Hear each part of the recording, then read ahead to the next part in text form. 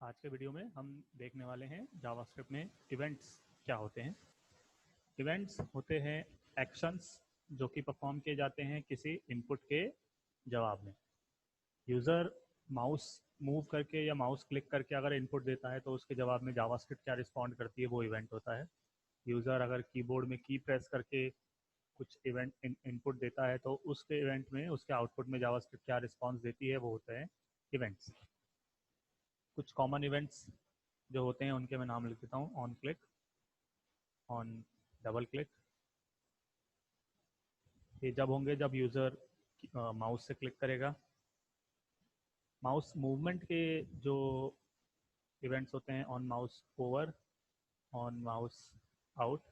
On mouse over जब mouse यानी आपका कर्सर किसी एलिमेंट के डायमेंशन में एंटर करता है, ऑन माउस आउट जब उससे बाहर आता है। कीबोर्ड में अगर हम बात करें तो ऑन की अप, ऑन की डाउन, ये दो इवेंट होते हैं। इसके अलावा कीबोर्ड के ही ऑन चेंज भी होता है, ऑन फोकस, ऑन ब्लर, ये इवेंट्स हैं। डॉक्यूमेंट आपका जो विंडो है उससे रिलेटेड इवेंट होता है एक ऑन लोड। ये कुछ इवेंट्स हैं जो हमें अभी देखने हैं। अगर आप देख पाए तो ऊपर हमने दो चीज़ें और लिखी हुई हैं, named function and anonymous functions. Functions जैसा कि हम लास्ट क्लास में पढ़े हैं, फंक्शंस भी अब हमारे हर क्लास में काम आते ही रहेंगे। HTML में अगर हमारे पास है एक से बटन, इस पे लिखा हुआ है क्लिक मी, तो बिल्कुल नॉर्मल ऐसा दिखाई देता है बटन। अब हम क्या अचीव करना चाहते हैं, इस बटन के क्लिक पर अगर मुझे कुछ प्रिंट कराना है तो वो एक इवेंट है कि यूज़र इनपुट दे रहा है बटन पे क्लिक करके और जावास्क्रिप्ट आउटपुट दे रही है, तो वो एक इवेंट होता है। सबसे पहले आपको वो एलिमेंट यानी वो बटन गेट करना होगा। Query selector, gate element by ID, tag name, कोई सा भी यूज़ कर सकते हैं आप। हमने बटन गेट किया डॉक्यूमेंट डॉट क्वेरी सिलेक्टर से, डॉट ऑन क्लिक। इस लाइन का मतलब है जब डॉक्यूमेंट में से इस बटन पे होगा क्लिक तब कुछ होगा। यहाँ इवेंट है क्लिक, और इस इवेंट का जो आउटपुट है वो आप इक्वल्स के राइट साइड में लिखेंगे। से अगर आपको अलर्ट में कुछ लिखना है, मैं अलर्ट में अपना नाम प्रिंट कर देता हूँ, बटन हैज बीन क्लिक्ड। देखिए इसको अगर हम रन करते हैं, अभी हम जैसा सोच रहे हैं वैसा नहीं एग्जीक्यूट होगा हमारा प्रोग्राम। होना ये चाहिए बटन के क्लिक होने पर अलर्ट शो होना चाहिए। अभी देखिए पेज रिफ्रेश करते ही अलर्ट आ गया, जब हम अलर्ट को हटाते हैं और बटन पे क्लिक करते हैं तब कुछ नहीं हो रहा है। देखिएगा इवेंट्स का जो आउटपुट होता है वो आपको हमेशा एक फंक्शन के अंदर लिखना है। मतलब बटन पे क्लिक होने पे एक फंक्शन एग्जीक्यूट होगा, उस फंक्शन के अंदर आपको जो भी स्क्रीन पे आउटपुट देना है वो हमें लिखना होता है।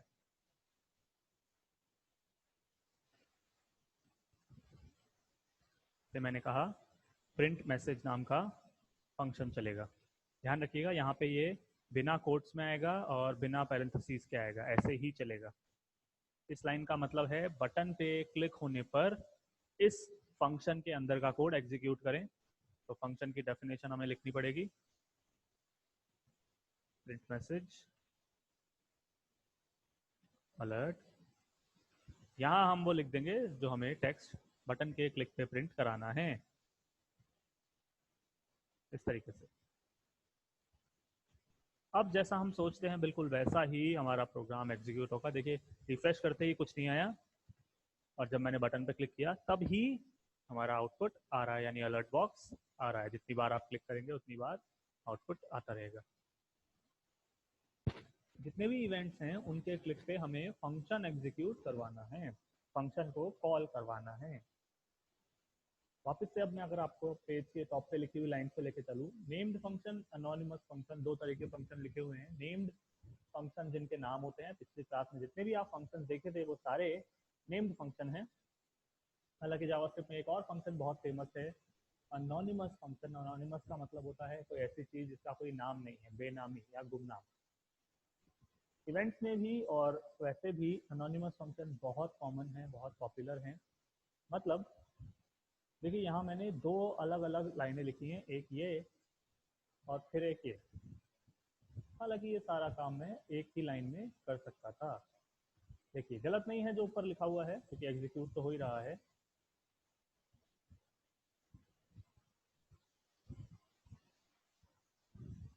यहाँ तक का काम बिल्कुल सही है, बटन के क्लिक होने पर हमें कुछ एग्जीक्यूट करना है। अनोनिमस फंक्शन देखिए क्या होते हैं। फंक्शन कीवर्ड लिखा गया जो डेफिनेशन में हमने अलग से लिखा था। फंक्शन कीवर्ड के बाद वैसे तो नेम आता है, नेम फंक्शन में अगर आप वो कीवर्ड हटा दें, यानी फंक्शन नेम हटा दें, प्रिंट मैसेज, सीधा फिर पैरेंथेसिस लगाएं और कर्ली ब्रेस, यही कहलाता है अनोनिमस फंक्शन। अनोनिमस फंक्शन ऐसे फंक्शन होते हैं जिनका कोई नाम नहीं होता। क्योंकि इन फंक्शंस के नाम नहीं होते हैं सॉरी, तो आप इन्हें एक जगह कॉल करके और दूसरी जगह इनकी डेफिनेशन लिखें, ऐसा पॉसिबल नहीं कर सकते। इसीलिए ऑन क्लिक पे हमें जो फंक्शन एग्जीक्यूट कराना था उसको मैंने यहीं लिखा और यहीं पे एग्जीक्यूट भी किया, उसको मैंने यहीं स्टार्ट किया, FUNCTION, बिना नाम के। फिर डेफिनेशन भी मैं यहीं लिखता रहूँगा, डेफिनेशन अलग और कॉलिंग अलग, ऐसा पॉसिबल नहीं हो पाएगा। ये होता है anonymous function.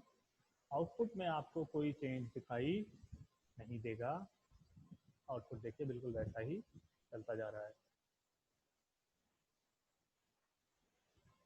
These are called anonymous functions। बहुत ज़्यादा पॉपुलर हैं ये जावास्क्रिप्ट में।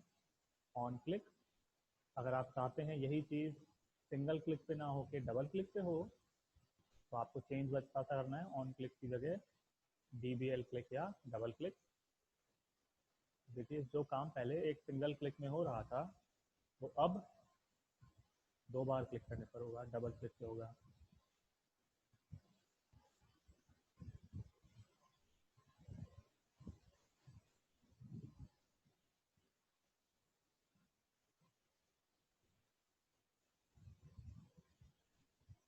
एक पैराग्राफ जिसके अंदर थोड़ा बहुत टेक्स्ट, माउस क्लिक के बाद माउस मूवमेंट के इवेंट्स को कैसे हैंडल कर सकते हैं हम वो देखिए। और इसी के साथ साथ मैं आपको बता रहा हूँ how to change CSS using JS।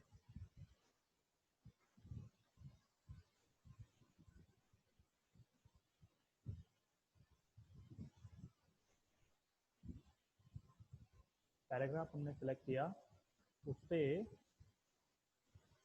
जब माउस आपका एंटर करेगा उसकी डायमेंशंस में, तो हमने कहा एक अनोनिमस फंक्शन चलेगा।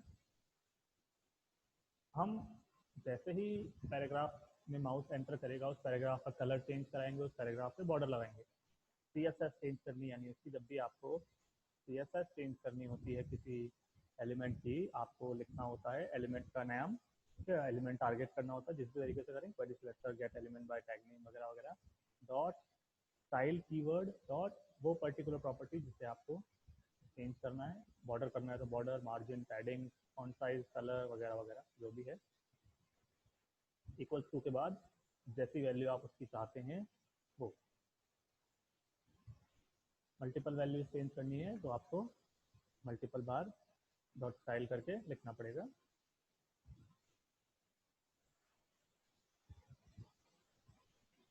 ब्लैक कलर दे दिया हमने, चाहे तो बैकग्राउंड कलर चेंज कर लें।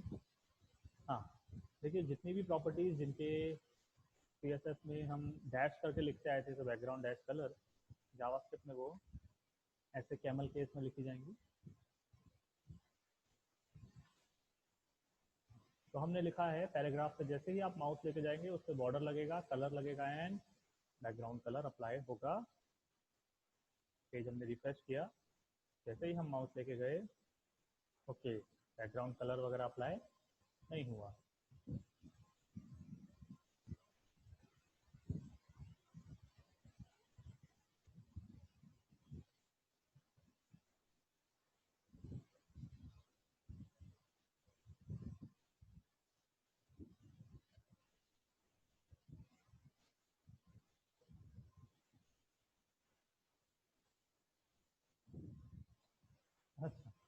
हमने कलर ब्लैक बैकग्राउंड वाइट दे दिया जो कि डिफ़ॉल्ट होता है। हमें colour white and background black देना है। ओके, चलिए मिस्टेक।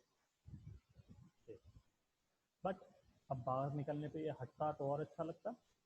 ऑन माउस ओवर का उल्टा होता है ऑन माउस आउट।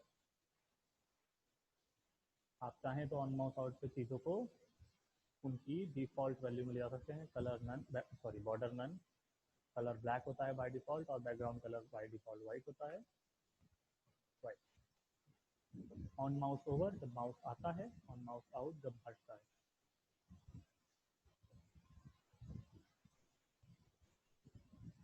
इसी चीज़ को और छोटा किया जा सकता है यूजिंग दिस रेफरेंस।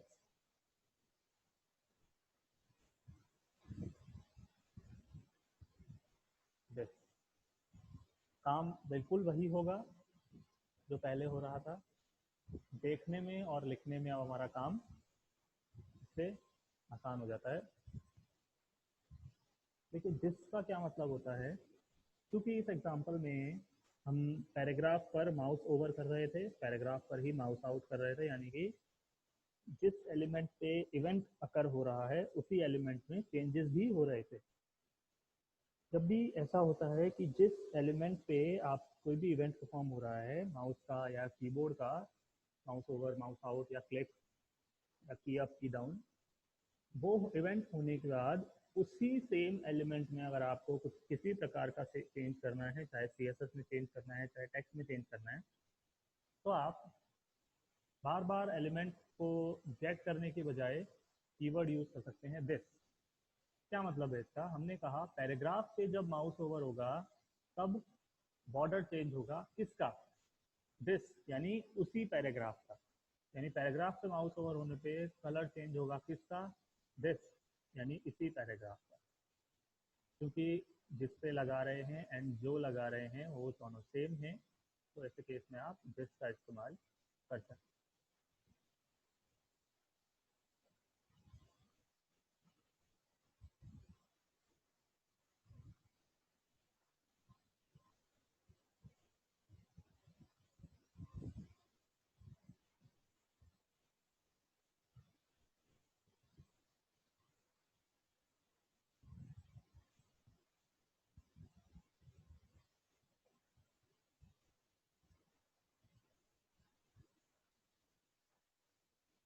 हमारे पास एक सिंपल सा इनपुट है जिसमें हमने कुछ प्लेस होल्डर लिखा है।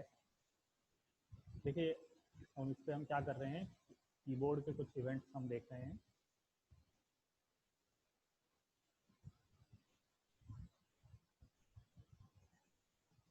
इनपुट पे जब होगा कि अप, अच्छा कीबोर्ड के जो इवेंट होते हैं वो दो तरह के इवेंट होते हैं, ऑन की अप और होता है ऑन की डाउन।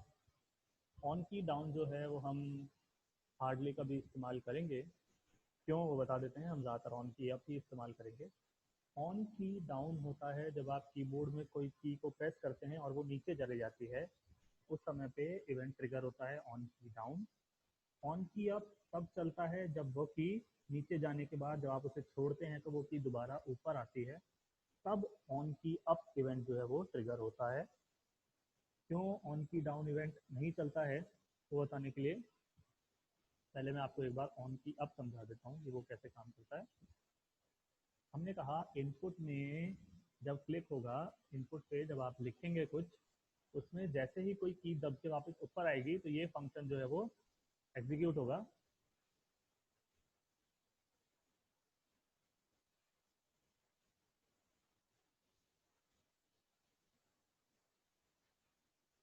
हमने कहा इनपुट में जैसे ही आप कोई की दबा के उसे छोड़ेंगे, कंट्रोल में लिखा हुआ आएगा की प्रेस।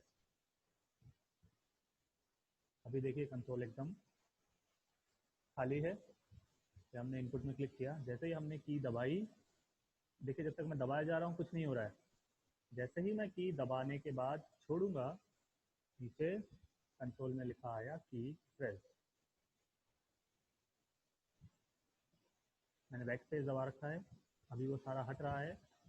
जैसे ही मैंने उसे छोड़ा, यहाँ लिखा हुआ आ गया दोबारा की प्रेस। ऑन की अप, जब आप की दबाते हैं तब नहीं, जब आप की छोड़ते हैं तब काम करता है। ऑन की अप को थोड़ा सा अगर मैं आगे बढ़ाऊँ,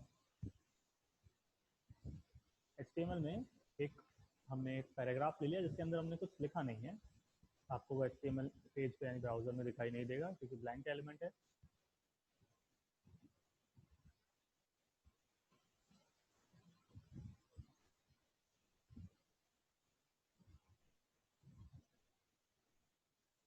हमने कहा जैसे ही इनपुट में आप कोई की दबाएंगे और वो ऊपर आएगी, ऑन की अप होगा तो एक फंक्शन चलेगा। वो फंक्शन क्या करेगा, पैराग्राफ के अंदर, इनर HTML यानी पैराग्राफ के अंदर लिखेगा। क्या लिखेगा, वो जो आप इनपुट में लिख रहे हैं, यानी इसका मतलब है जैसे जैसे मैं इनपुट में कुछ लिखता जाऊंगा वैसे वैसे वो मुझे नीचे पैराग्राफ में शो होता रहेगा। किसी भी फॉर्म एलिमेंट होते हैं input, radio button, check boxes, drop down list वगैरह वगैरह। किसी भी फॉर्म एलिमेंट के अंदर कुछ जो लिखा हुआ है, अगर आपको वो गेट करना है या आपको वो उसमें कुछ लिखना है, वो होती है उसकी वैल्यू। हमने यहाँ क्या बोला, इनपुट में जैसे ही आप की अप करेंगे पैराग्राफ के अंदर लिख जाएगा क्या, दिस। दिस यानी इनपुट की वैल्यू। देखिए जैसे जैसे इसमें की अप होता रहेगा, हमारा फंक्शन चलता रहेगा। वो फंक्शन क्या करेगा, वो फंक्शन ये करेगा, जो जो आप ऊपर लिखते जा रहे हैं वो नीचे पैराग्राफ में वो लिखता जा रहा है। अगर आप डिलीट करेंगे तो डिलीट भी होता जाएगा।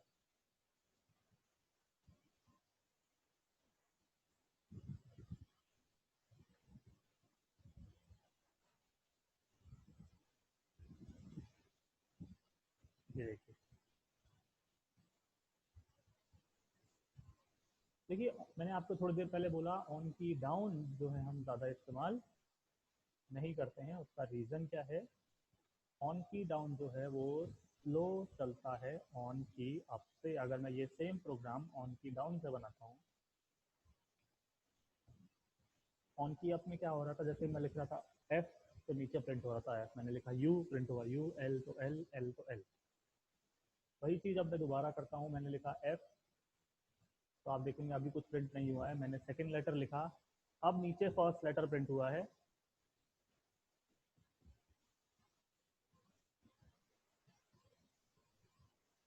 अगर आप देख पा रहे हैं, हम नीचे जो पैराग्राफ में जो प्रिंट हो रहा है वो एक स्टेप पीछे चल रहा है। ऑन की डाउन इस्तेमाल नहीं करने का यही एक रीज़न है, ऑन की अप ही इस्तेमाल हम करेंगे।